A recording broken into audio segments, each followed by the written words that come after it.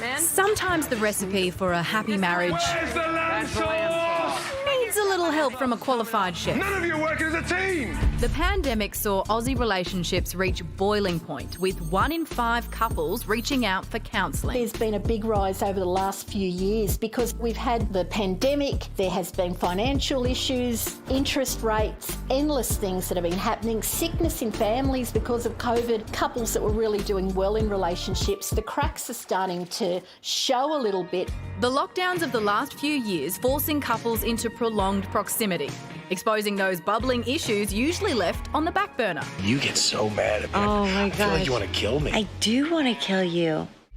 Add kids, remote learning, communication breakdowns, work pressures or financial woes, and you've got yourself a pressure cooker. The pressure nowadays with modern couples is that everything is so quick. And the next thing you know, a couple's thinking, how did we even get here? Studies show counselling fails more than a quarter of couples. Some relationships sadly run their course. But the growing uptake of therapy means other partners can recognise when they're in trouble. People are seeking therapy and it is becoming a little bit more normal. There is less stigma. People are starting to realise relationships are hard. Therapy really is about slowing things down and noticing those little nuances. But what makes relationships so challenging can also be what makes them so rewarding.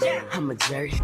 And for some lovers, it can just be reassessing what ingredients they need to make the magic recipe work again. Some of the keys to a happy relationship is to repair quickly, noticing what they need. Make sure that you go to sleep happily together. I come from a place that believing most couples really can be fixed. It can be sorted out so long as there's a collaboration and they're willing to do it. Oh, that was a raunchy shot at the end. But I feel like I can swing in here because John and I have been together 41 years. And There we go.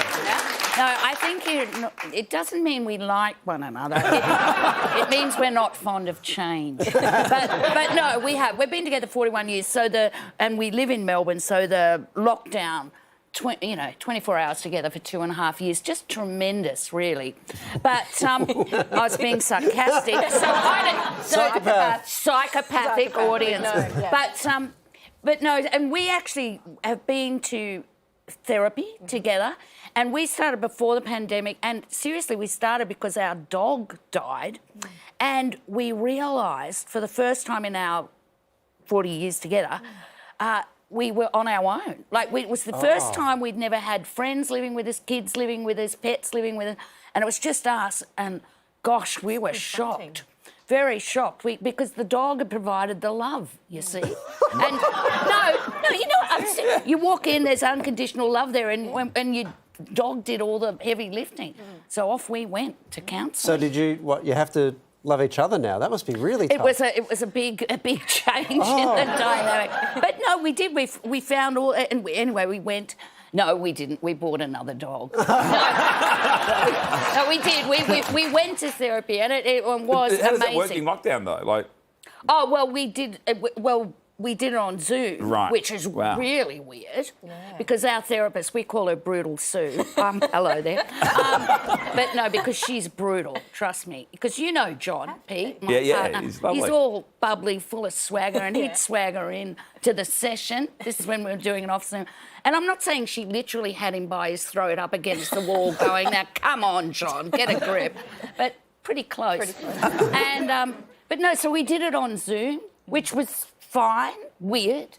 It's weird confronting really painful things, sitting in your kitchen and you're looking at the table going, gosh, I should have dusted that, before the session.